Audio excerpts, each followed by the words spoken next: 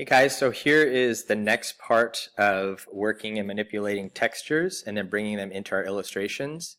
So in this one, I want you guys to open up the sketches that you guys have worked with and also the individual elements that you're going to be working with within your sketch as well. So you should have something like this with all your markings and then some sort of sketch to work off of as well. So the first thing we're going to do is we're going to come in here to Photoshop and we're going to create a new document.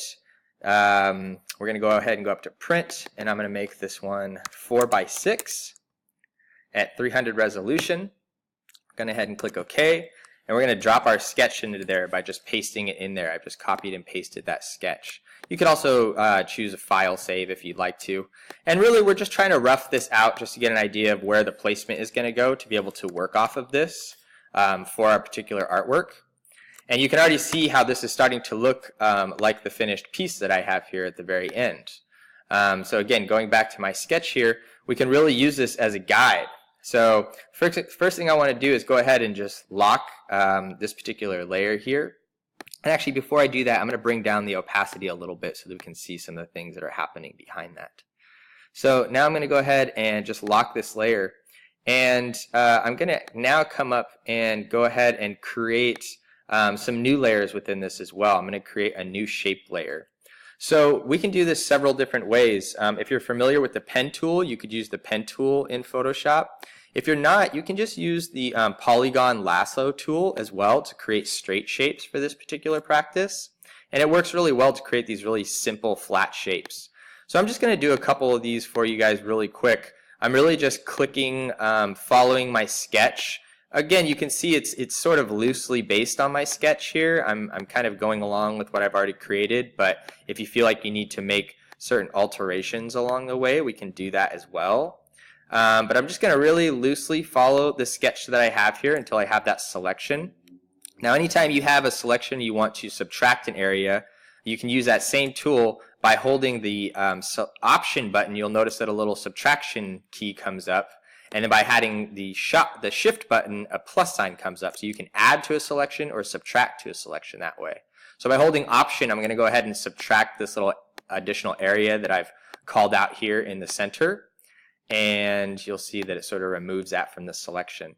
So I'm also going to go ahead and just come in here. Whoops, went too far there. Let me go ahead and go back.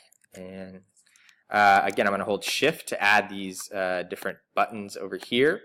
And I'm just going to keep holding Shift to add these additional sort of keys. Again, very loose and gestural here, guys. We're really looking at the textures more than the illustration, just kind of having some fun with these flat images here.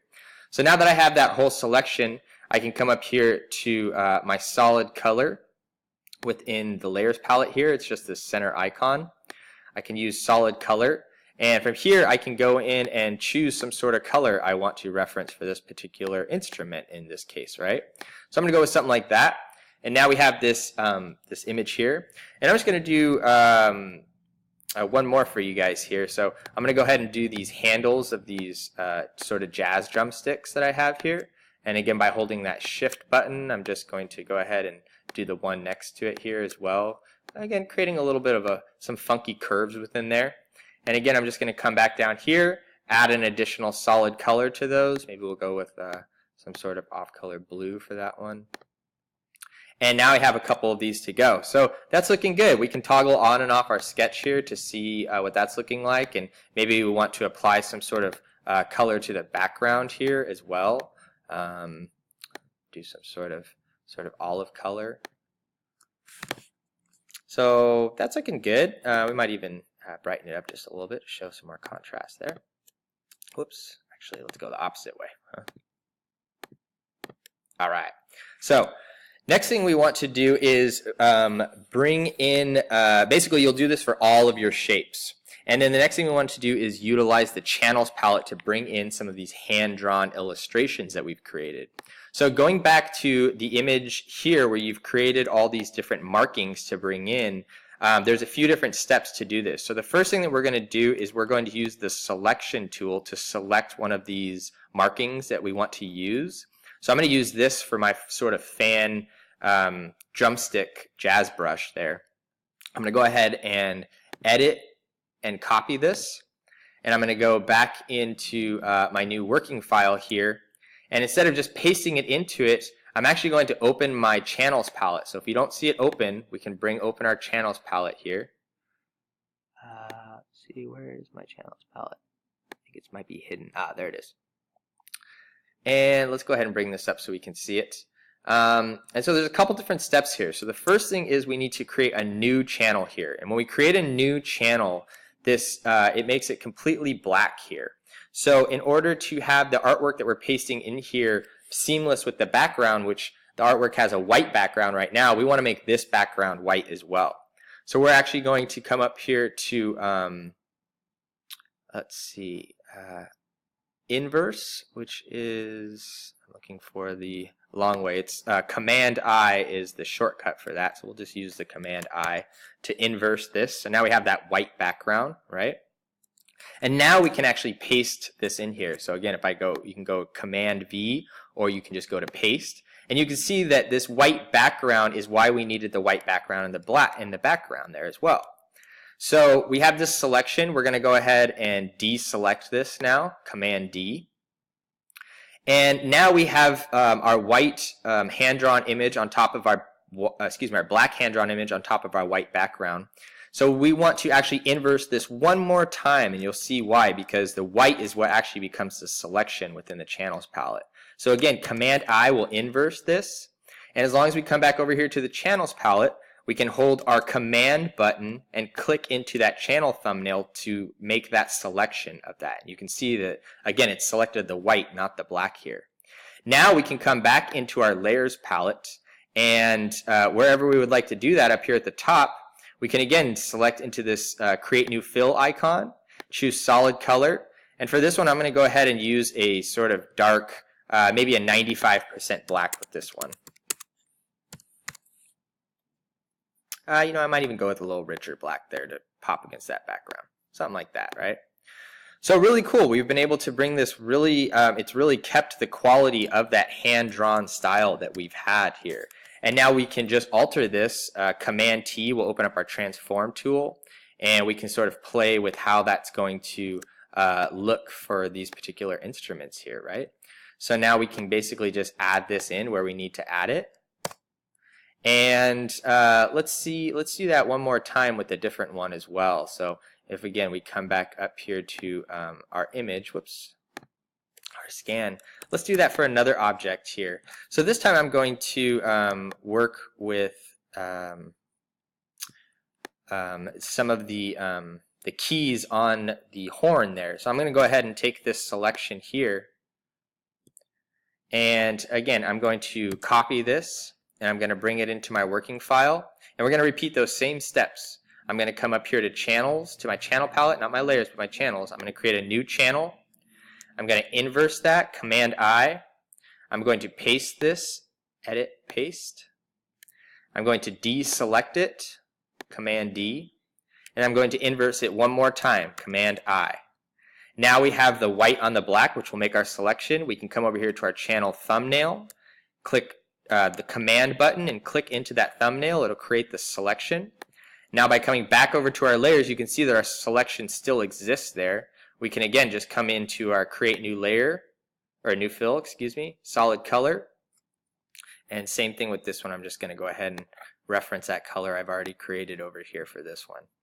And as we click OK, you can see that it's brought in these other markings now, and we can start to use these for the different keys of our buttons here as well. So I might even want to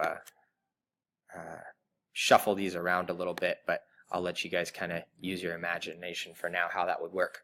So essentially you would just go through and do this over and over again. Now there was one other object here that I wanted to show you guys, and that was the actual drum. So if I come back in here and go ahead and I'm going to toggle off of my different visibilities here to show you one more technique.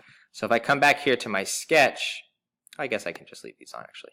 If I come back here to my sketch, I'm going to go ahead and draw out my drum here really quickly. And I'm just going to draw out the bottom portion for you guys here. And this time I'm actually going to use the pen tool so that I can create some curved lines as well. You'll notice that it's a little easier to create those curved lines with this one. Again, keeping those sort of imperfections, that's sort of the style that we're going for this particular one. Not too concerned with the shapes. But I'm going to sort of do the same thing with this background one over here.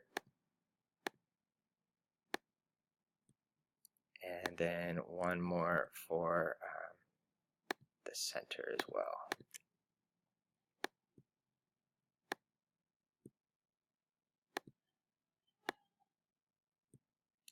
So I have these 3 new shapes that I've created now, and I use the pen tool to do that, so they're looking a little bit different. Now we have these shapes that we can actually go in here to the fill and adjust the color of those if we'd like to as well. If I wanted to make that drum top white like that, and then I wanted to maybe make part of the drum sort of red as well, maybe, let's say.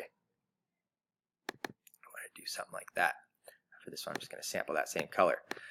So now we're starting to see how that could look. I'm going to go ahead and remove my sketch again. So another way to utilize these channels really effectively is to sort of omit part of the illustration as well. So let's again come back over here to our drawings. I'm going to go ahead and make this selection. I'm going to go to Command C or Edit Copy, and then I'm going to go back to my working file. And again, we're going to utilize the same routine. Coming over here to the channels, we're going to create a new channel, inverse it, Command I, paste, Command V, deselect, Command D, and then inverse one more time, Command I.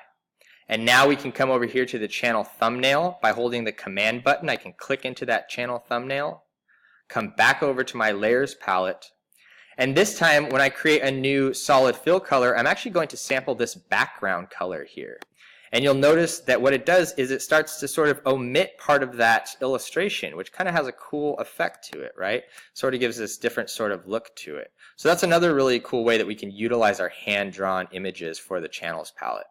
Now the last thing that I want you guys to do is start bringing in those textures that you've created. So we can come in here to Place Embedded, and we're going to go ahead and grab this first texture here, this bitmap texture. I'm just going to go ahead and place that. And I'm going to go ahead and make it just the full size of my background here. I'm going to hit enter. And right now it's kind of totally white and black. We can't see anything, right? But if I come up here to my blending mode up here in my layers palette, we can actually put this down to multiply, and you'll notice that it goes over the whole image. Now I don't necessarily want it to go over the whole image, but I do want it to go over the whole background. So I'm just going to drag that behind these other shapes that we have so that it just sits right on top of that background. And I might even bring down the opacity of that a little bit to make it a little more subtle. You can see how just adding that in there creates a really nice effect there. Now let's go ahead and bring in one more of our textures and apply it to one of our designs here as well. So we're going to go to Place Embedded and bring in this TIFF this time. And I'm going to go ahead and hit enter. And for this one, I'm going to utilize a clipping mask and a blending mode on this one, or excuse me, a layer style on this one. So I'm going to bring this all the way up to the top. And I'm actually going to double click into this layer to bring up my layer style.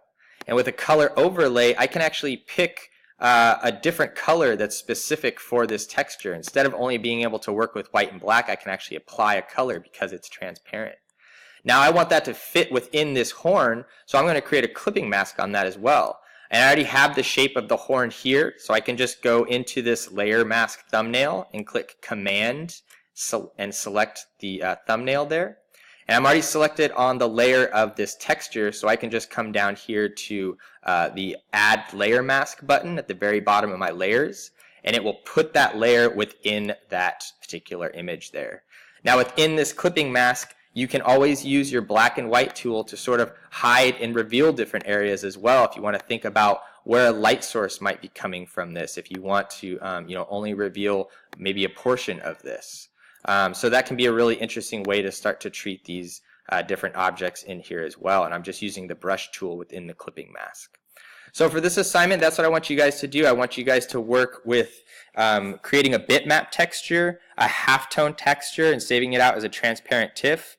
Opening up your sketches and creating these simple shapes, utilizing the channels to bring in your own hand-drawn elements, and then applying textures using the clipping mask as well, okay? As always, let me know if you have any questions, and we'll take it from there. Thank you.